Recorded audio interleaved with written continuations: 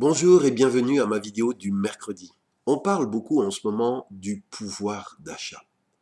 Et il est vrai que l'inégalité devant le pouvoir d'achat est une réalité qui doit nous poser question. Selon le rapport 2017 de l'ONG Oxfam, 80% de la richesse mondiale va dans les poches de 1% seulement des habitants. Les 8 personnes les plus riches au monde ont autant d'argent à elles seules que 4 milliards d'êtres humains moins fortunés. 3,7 milliards de personnes, soit l'équivalent de 50% de la population mondiale, n'ont pas reçu le moindre bénéfice de la croissance économique mondiale au cours de l'année 2017. Alors qu'en 2017, on a assisté au boom des milliardaires. C'est ce que révèle la directrice d'Oxfam, Winnie Byanyima, dans leur rapport.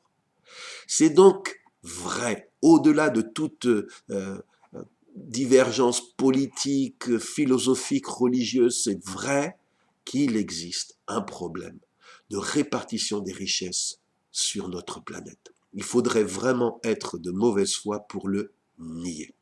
Alors quel est le but et la finalité de la croissance, cette croissance que l'on recherche?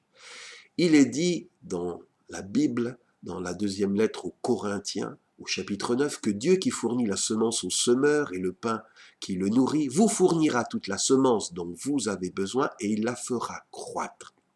Et pourquoi est-ce que Dieu veut faire croître la semence? Il est dit pour que votre générosité produise beaucoup de fruits.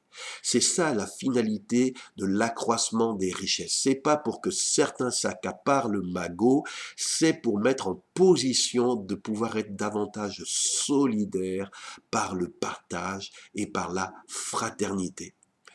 Et ce texte dit que Dieu vous rendra suffisamment riche en tout temps pour que vous puissiez sans cesse vous montrer généreux.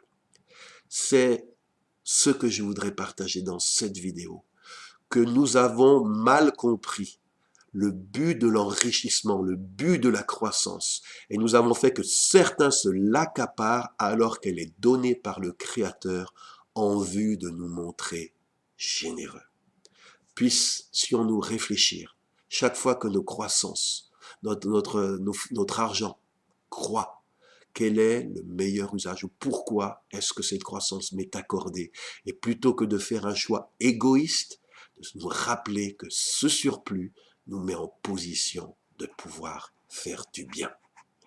Je vous dis à mercredi prochain pour un nouveau message.